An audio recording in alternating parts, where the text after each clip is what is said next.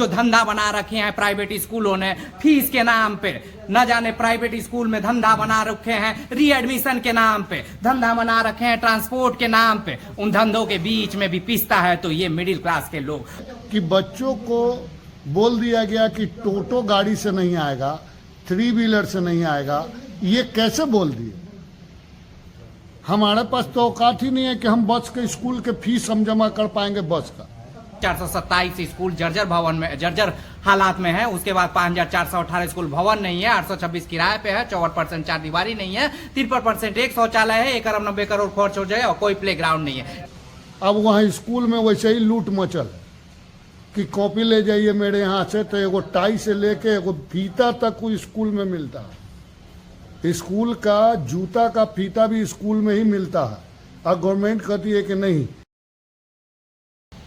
आज पटना में मौजूद हूँ जहाँ दानापुर चलकर आए थे और कुछ छात्र के पेरेंट्स लोग का यहाँ मीटिंग था। हम लोगों से जानने का कोशिश करेंगे जो शिक्षा विभाग के द्वारा गाइडलाइंस जारी हुआ और सरकार ने जो गाइडलाइन जारी किया है कि बच्चे 3 व्हीलर या ई रिक्शा से स्कूल नहीं जाएंगे क्योंकि बच्चे को असुविधा प्राप्त होता है, किसी तरह का कोई भी दुर्घटना घट सकता है। स्कूल का कहना है कि हमारी जवाबदेही नहीं होगी क्योंकि स्कूल के गाड़ियों से बच्चे आएंगे तब उनकी जवाबदेही होगी।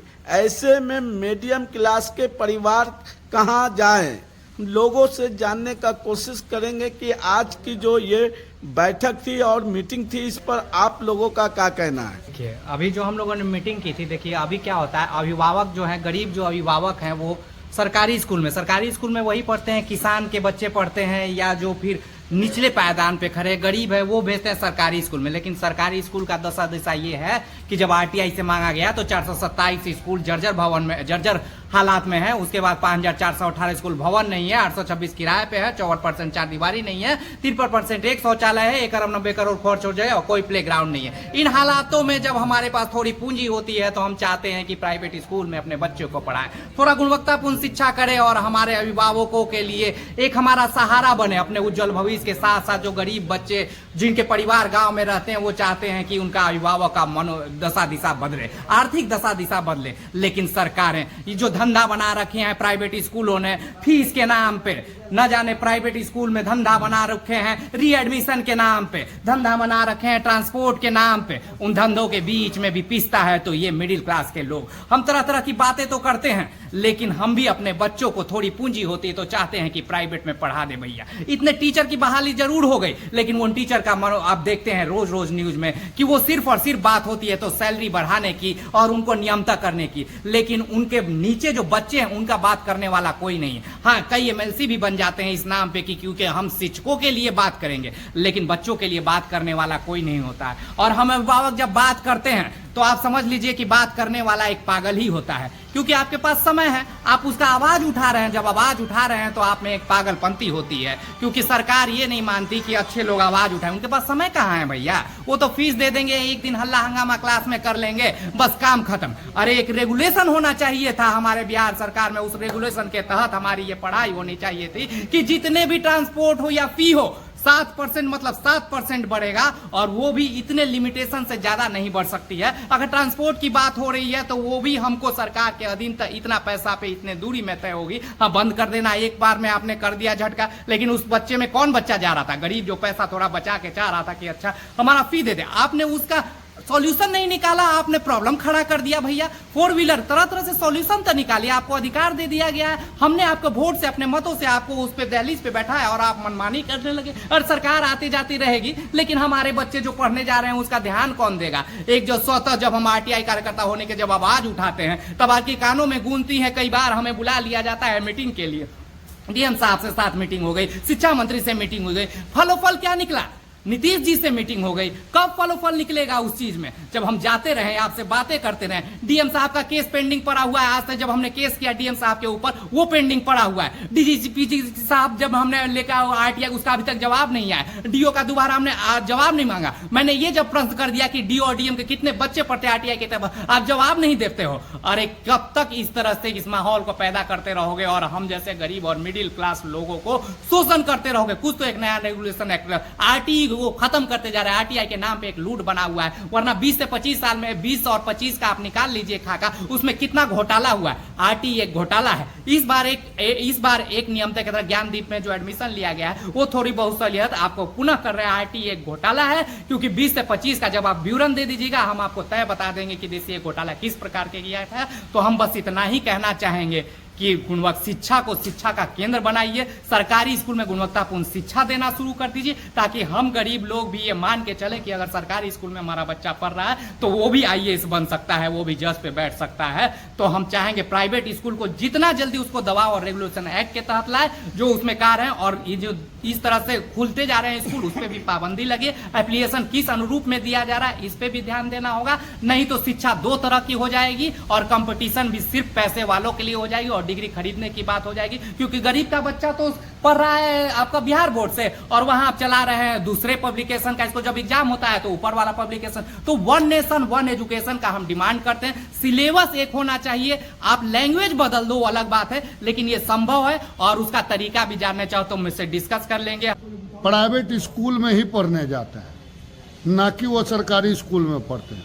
ये गवर्नमेंट कब ध्यान देगी कि पैसा तो लेता हमसे, लेकिन हमारे स्कूल में क्यों नहीं पढ़ाने आ रही, क्यों नहीं पढ़ा रहा बच्चों को? इसलिए कि वहाँ शिक्षा नहीं मिल रहा, इसलिए लोग भाग रहे हैं प्राइवेट स्कूलों की तरफ। और गवर्नमेंट भी प्राइवेट स्कूल को प्रोजेक्ट कर रही है। क्यों कर रही है पढ़ इसको? क्योंकि वहाँ से पैसा मिल रहा है गवर्नमेंट को। अब ये देखना है हमको कि शिक्षा को सामान्य करना है कि नहीं करना। ये गवर्नमेंट के हम लोग वोट देते हैं, हम लोग आम आदमी है, वोट देते हैं गवर्नमेंट को कि हमारे बच्चों को शिक्षा ढंग से मिले, हमको बिजली ढंग से मिले, हमारे सड़क ढंग का मिले, पानी ढंग का मिले, हर तरह का सुविधा न्याय ढंग का मिले, हर तरह का सुविधा हमको ढंग का मिले। लेकिन इसका आकलन जो है गवर्नमेंट नहीं करती है। अभी आप जो सवाल उठाए कि बच्चों को बोल दिया गया कि टोटो गाड़ी से नहीं आएगा, 3 व्हीलर से नहीं आएगा, ये कैसे बोल दिए? हमारे पास तो औकात ही नहीं है कि हम बस के स्कूल के फीस हम जमा कर पाएंगे। बस का हम कैसियो करके एडमिशन करा दिए अपने बच्चा को। अब वहाँ स्कूल में वैसे ही लूट मचल कि कॉपी ले जाइए मेरे यहाँ से तो एगो टाई से लेके एगो फीता तक वो स्कूल में मिलता है। स्कूल का जूता का फीता भी स्कूल में ही मिलता है। और गवर्नमेंट कहती है कि नहीं, कहीं से भी ले लिए, कहीं से कहाँ से ले लिए, उसका इंडिकेटर है, उनका सारा चीज़ है, वो कहाँ से ले लेंगे? वो दूसरे जगह नहीं मिलता। वो लोग स्कूल के प्रिंसिपल और स्कूल के संचालक लोग फिक्स कर रखा है जहाँ तक। गरीब के बच्चे बिल्कुल नहीं पढ़ रहे हैं।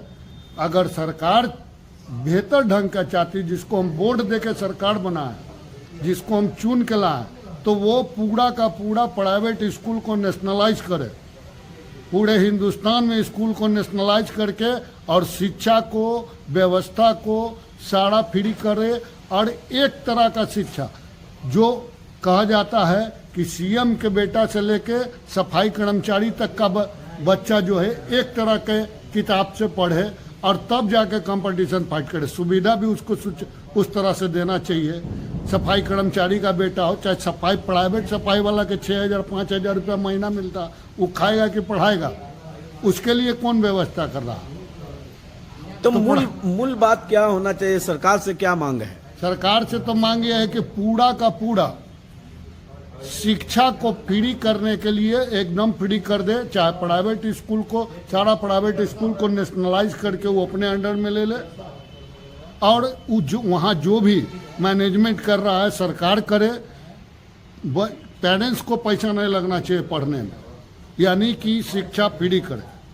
अच्छे जो 18% जीएसटी लाके खड़ा कर दिए हैं गवर्नमेंट ने, शिक्षा, स्वास्थ्य, रोजगार, तमाम 18% शिक्षा पर जीएसटी लगता है, इस पर क्या कहना है? सवाल करिए ना कि हीरा खरीदने वाले 3%। 3% लगता है। तो हमार बाल बच्चा, हम लोग तो ऐसा गिरिर मरल आदमी है कि हम लोग बाल बच्चा को कैसे पढ़ा रहे हैं। हम लोग आलू बेचते हैं, प्याज बेचते हैं, कुछ भी बेचते हैं, और अपना बाल बच्चा को पढ़ाने या कुछ 18% GST कहाँ से दें?